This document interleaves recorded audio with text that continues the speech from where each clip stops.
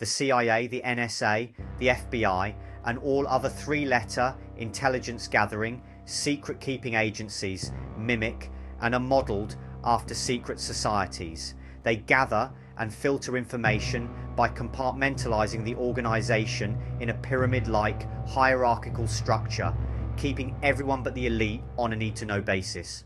The CIA was born from the W-2 intelligence arm, the OSS, or Office of Strategic Services, and was funded into permanence by the Rockefeller and Carnegie Foundations, which donated $34 million between 1945 and 1948 alone. Nearly every person instrumental in the creation of the CIA was already a member of the CFR, including the Rockefellers and Dulles brothers. In 1945, when the CIA was still the OSS, they began Operation Paperclip, which brought over 700 Nazi scientists directly into the forming CIA, NSA, and other high-level government organizations. Since it was illegal to even allow these Nazis into the US, let alone into top-secret government agencies, the CIA convinced the Vatican to issue American passports for these 700-plus Nazi scientists under the pretense that it was to keep them out of the hands of the Russians. Shortly after Operation Paperclip came Operation Mockingbird, during which the CIA trained reporters and created media outlets to disseminate their propaganda. One of Project Mockingbird's lead roles was played by Philip Graham, who would become the publisher of the Washington Post.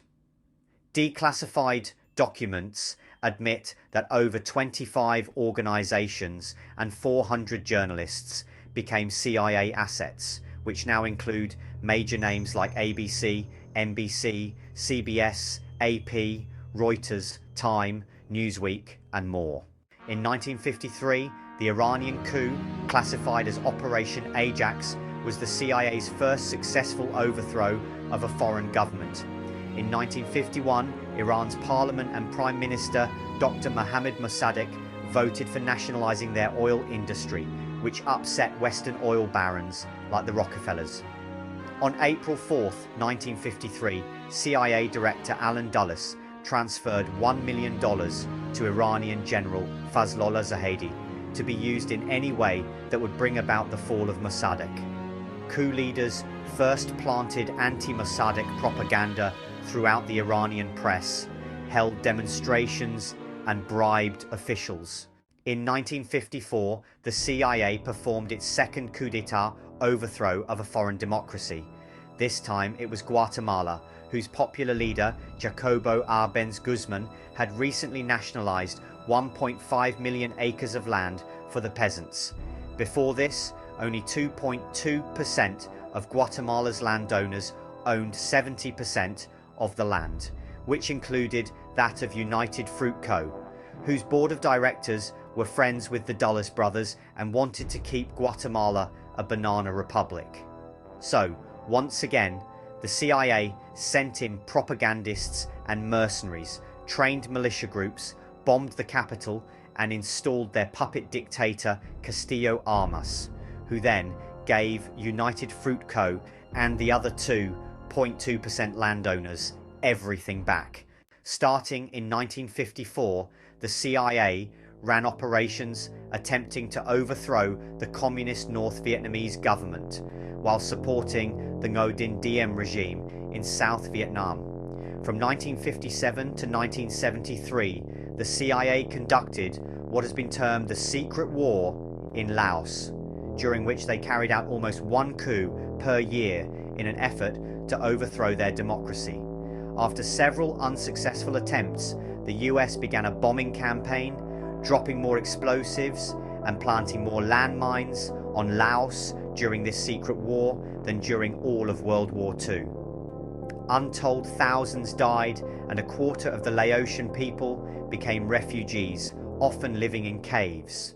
From 1979 to 1989, CIA Operation Cyclone, with joint funding from Britain's MI6, heavily armed and trained over 100,000 Afghani Mujahideen, termed as holy warriors during the Soviet war in Afghanistan. With the assistance of the Pakistani ISI Inter-Services Intelligence, billions of dollars were funneled to create this Islamic army. Selig Harrison from the Woodrow Wilson International Center for Scholars remarked, "The CIA made a historic mistake in encouraging Islamic groups from all over the world to come to Afghanistan. The US provided $3 billion, now many more billion, for building up these Islamic groups, and it accepted Pakistan's demand that they should decide how this money should be spent. Today, that money and those weapons have helped build up the Taliban, who are now making a living out of terrorism."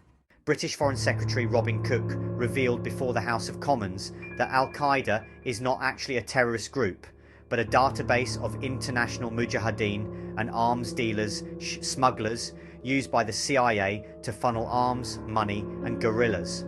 The word Al-Qaeda itself literally translates to the database.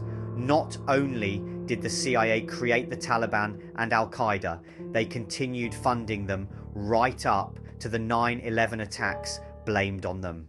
Major Pierre-Henri Bunel, a French military intelligence agent who was framed and convicted, no doubt for daring to raise his voice in December 2001, stated, "The truth is, there is no Islamic army or terrorist group called Al-Qaeda, and any informed intelligence officer knows this.